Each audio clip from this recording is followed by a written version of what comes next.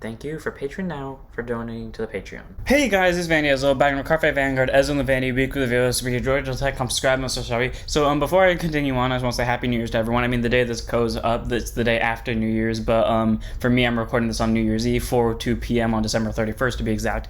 But, all around, it was a good year, and, thank you all for everything. Read the post about this, etc., etc. Anyways, on to the card reveals. So, today we have the final two decks for, DZ demo decks. The first one being Stoicheia, the one I have access to at the moment, and the one at the end of this video, as per usual, the day I upload this, pretty much 30 minutes before I upload this at most, is Lyrical Monasterio. So let's go ahead and start, shall we, and see what we got in terms of reveals, because I swear, Bushy is swinging me back and forth. I hated Triumph Dragon, I loved the 3 before this, and then this one, I don't hate it as much as Triumph, but I am still not in love with it as I was with the other 3, so... First today we have Seeking Fairy Strovera, because, just like the Dark States one, because the Divine Z, the ones with the Faded one skill, the Divine skill, because those ones aren't going to come out till set 2. Their starters, I guess, aren't. For some reason, they chose to lock the starters behind set 2, like specifically the starters, but everyone else gets released in set 1. I don't get...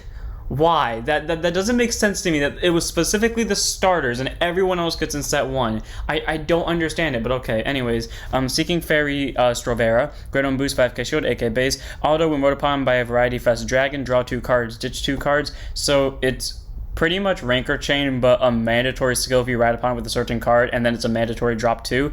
Not horrible, not great either. It continues Rearguard during your turn. If you have a grade 3 or greater Vanguard with Crystalino since card name, plus 5,000 power, the standard grade 1 skill. I do like the Ride Line skill. It's nice. It's just that whenever I use this, it's the same thing with arcs from DE, and if you don't know what I mean by this, arcs consistently makes me draw 2 triggers, meaning when I'm playing Strovera, I am consistently drawing 2 triggers, and then my hand is typically cards I want to call to rearguard, and then 2 triggers. So pretty much I'm stuck between, do I want to commit offense, or do I want to screw over my guard power? That's pretty much what the argument is, and typically it's screw over the guard power, considering this deck needs rear guards as fast as physically possible to hit late game, because if they hit hard enough in the late game, they hit hard in the late game, but they need set up to make sure that the hard hits in the late game hurts like hell. So Strovera is a nice card, just I wish it didn't make me draw 2 triggers half the time. And we have Variety Fest Dragon, grade 2 instead 5k Shield, 10k base, auto upon by a grade 3 card with Crystalino Sense card name. Choose a card that's grade 1 less from your drop zone, and you may call it to rear guard. Not a mandatory call, but nice that it can recycle the grade 1s and or triggers that I dropped from Strovera over here. And then continues Guard Circle. If your Vanguard's a grade 3 or greater, it gets plus 10k Shield. So 15k Shield is nice. You know what's funny? I think I don't run the copy of this in the main deck, because in this deck you can actually recycle what enters in the drop zone. But the thing I find funny is that I use this deck to a complete offensive degree, and that 10k shield would actually be really helpful, because again, consistently dropping triggers. But no, I just either don't run in the deck because it can recycle itself thanks to Crystalino's skill, or even if I did run it in the main deck, I never call it anyways because I'm too focused on trying to hit like a truck. So Feast Dragon's a good card. It's just not what I'm looking for. And then we have somehow more disappointing than Triumph, but more consistent than Triumph, and that is Marine General of the Sea Crystanios. Grade 3, 10%, 13k base. I love his art, I love its quality, I just don't like his skill. Act Vanguard, once per turn, the standard Crown Boss 1 trigger for 1 copy of it, reveal it, put it to hand, shuffle your deck, gives 10,000 power for the turn. And then the ability that I think sucks, because it's the only one currently that's an act. I'm assuming Lyrical Monasterios is also going to be an act, otherwise it feels like they actively tried to nerf this thing, because the other ones all would have to be auto, and he's the only act one. Act Vanguard Circle once per turn, Energy Blast 4, mill the top 2 mandatorily, regardless if you want to or not. Choose 2 grade 3 less unit cards from your drop zone, call it to Rearguard Circle. So, unlike the other ones, he does not give power. He is the only one so far out of all of them that don't give power. Even Triumph at least gives 5,000 power to the Vanguard. He's the only one that does not give power. He can call anything from drop that's a grade 3 or less, and he does not give power. I specify that because if it didn't say grade 3 or less, you could just, for some reason, Tekken Vartex and then pray to God that having 2 18k boosters or 18k swingers is more than enough for game, but no, Crystanios is not that. If he gave power, it would be better. He's the reason why I have to either not run these in the or run them in the main deck, or just make. Basically, what I did with my Crystanios deck is I just took Zorga and then I just swapped in the Zorga specific cards with Crystanios cards. That's literally all I did. I took roaming, I took orders, and I just pray to God that it works. That's why this I hate using, because it makes me draw 2 triggers when I need offense units to put the damage on early. So when I get to grade 3, I can beat the shit out of my opponent with big dragons. Sure, it's an okay card. It's not amazing, but it's okay. Then we have Scissor Scorpio. Great on boost 5k shield, 8k base. Auto, when this card from your hand during your ride phase, you may call this card to rear guard as rest. So cool. You know, it just as an extra thing, you know, it helps in the early game when you're trying to ditch for hand cards and rear guards. Wait, I'm sorry, I'm just gonna backtrack on this real quickly. The Angel one, Sarvaso, you know, the one that is from Keter and that for some reason calls from drop zone and not from damage zone despite being an Angel Feather unit. Yeah, you know what? Somehow that card does the drop zone bit better, because not only does it not mandatorily make you ditch stuff to actively proc that off, but on top of it, it actually gives numbers to the things that you call, and it gives multi-attack. Why they thought of giving that thing of ability to call from drop and not giving it this one and giving it power on top of it and maybe multi-attack or any form of pressure like the other ones do, I'll never understand, but Cristiano says that anyways. Free ride deck, call it whatever. Then we have the unique quote-unquote grade 1 Sunbathing Dragon, grade 1 boost 5k short 8k base. Such a cool art for such a standard card. Auto rear guard wins the unit boost if you have 10 or more cards in drop zone. Counter boss 1, energy boss 2 to draw a card, and it'll get plus 5,000 power for the battle. So 13k, freebie draw, and okay, it's not bad, it's not great, because you want to use your resource on everything else to make sure that what this man lacks in giving numbers and pressure to in every other regard is put into that from CB and Soul Blast and etc. But you know, if you have any extra CB and extra EB laying around, use Sunbathe to get a draw on 5k. I'll say this is the deck I feel the most free to be able to use that skill, simply because you only need to really use this once, and that's it, and even then once is depending on the situation kind of pushing it. So for Sunbathing, it's not amazing, but it's not horrible.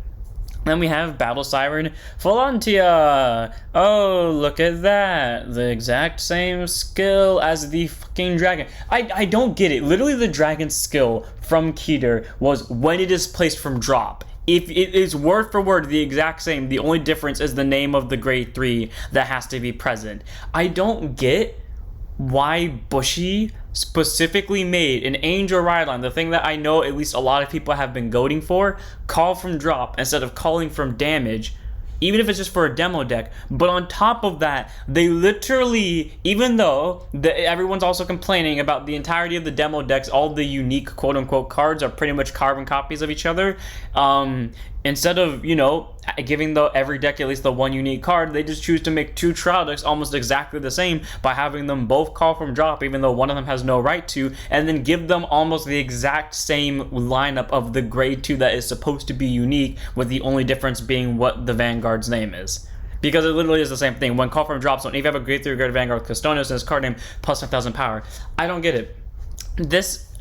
They had so much potential. And it's not even Crystonios' fault, it's Saravaso's fault. And it's not even its fault, it's Bushy's fault. Because they actively, the Angel line, they had the perfect chance to do a freebie bop damage. I guess maybe getting triple drive, quote unquote, because they would obviously have to force you to take a damage, would be too much. But then they could just not give the power and then make Resurgent Dragon specifically call from damage zone, and it would pretty much even out. But no, what does Bushy do? Copy and paste from drop zone.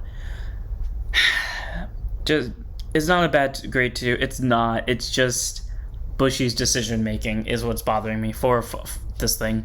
Then we have Latent Archer Shazel, the standard grade 2 instead of 5k show 10k base. Auto and dish from hand during right phase, soul blast, you draw a card. Okay, this one actually I have the excuse for. This one's actually good on the simple factor of, because this deck, unlike the Angel one, actually can consistently call from drop zone. You do want to use this. Sorry, wrong card. You do want to use this because it will get the ride line out, meaning you either have possible 5k booster you can use later or possible 15k interceptor. It's not amazing by any standards, but the fact that it can soul blast and technically lead to combos is good enough. So for Shazao, he's not amazing, but he's not horrible either. To go alongside these reviews, we also have the return of the card of the days. Typically, I don't show these off, but these ones are really cute, and I want to show them. So we have Light Elemental Pachiri Earth Elemental Gadara, Heat Elemental Mog, and Wood Elemental Leafy. So okay, that's my favorite actually. But all of these are Clay Elemental triggers that can be used obviously with any deck because they are Clay Elementals. I think they're just so cute, and I think this is like the best way Bushy could have brought back the card of the day. Look at them, they're so cute. We have the light bulb, we have the green, not the green one. We have like the little chickie. We have this one's actually really adorable. I don't know what this reminds me of. It just reminds me of something that's really cute. And then my favorite, she just looks so cool. I don't know why. This brings me so much joy looking at this. So I had no reason to show this off. I just wanted to because I can and I will. So on to the lyrical reveals, but this is my priority right now. And now we have our final reveals for the day. First up, we have Wonder Lavender Usual, the starter for the Lyrical Monastery Ride line, auto road point for wasting second draw card, standard starness, blah, blah, blah. Then we have Heartwarming Lower Core, so the grade 1 of the ride line, auto, when rode upon by determined to finish singing Lusar or Lucius, choose up to one grade 2 or less card normally from your hand, call it to rear guard. If you call it, search one grade, search your deck for the one card of the same name as the called unit, reveal it, add it to your hand, and shuffle your deck. The fact that this can clone PGs and the fact that Lyrical Monastery has a bouncing engine gives me fears, but okay, cool. And that continues rear guard. During your turn, if you have a grade 3 or greater Vanguard, the Marlina's card name gets 5,000 power. So cool, 13k, and again, I'm now worried about the whole bouncing PGs factor and searching them. Then we have Determined to finish singing Luis. Honor wrote upon by a grade 3 card of Maryland's card name. Choose one of your rear guards and you may bounce it to hand. If you return it, you may call this card to rear guard. So again, the fact that this deck can consistently get a PG on board, search for one, and then unless your opponent kills it, you can now bounce it back to hand. So before either side gets to grade 3, you now have 2 PGs in hand guaranteed and had a good offense out of it. But you know what, let's just pretend like this is not broken at all. And then continues guard circle, standard 10k shield skill. Okay, all around pretty solid. The ride line is probably the best I've seen so far.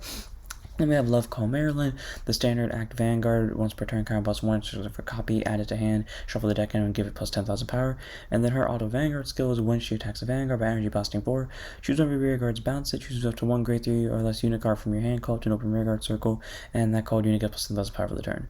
So cool, it is pretty much Star of Also, but from hand instead of from our drop zone. So all around, again, pretty good. I think Stoic Chaos is arguably the worst on the level of Triumph, but being able to again search is pretty solid, and being able to get numbers is pretty good. And again, the fact that the ride line literally just clones PGs is fun. So yeah, cool. I love this card, and I think its entire ride line is actually pretty good. I think Bushy outdid themselves for everything here. And then we have our, standard support, Sakusa Flowerbed Celine, auto and discard from the hand during your right phase, so plus 2 draw a card. Mischievous Doodle Chalet, auto and placed on rear guard during your battle phase. If you have a grade 3 good Vanguard Maryland's card name, goes with thoughts power. Okay, this one I will not say anything about because if they didn't make this specific to Maryland, suddenly Kyrie now has another 10k beat stick to rely on, so really good that they didn't leave that one generic. Theater lesson left. Lavati, I don't know why I can't say that. Auto and discard from your hand during your right phase, may call this card to rear guard circle as rest, so cool free rear guard.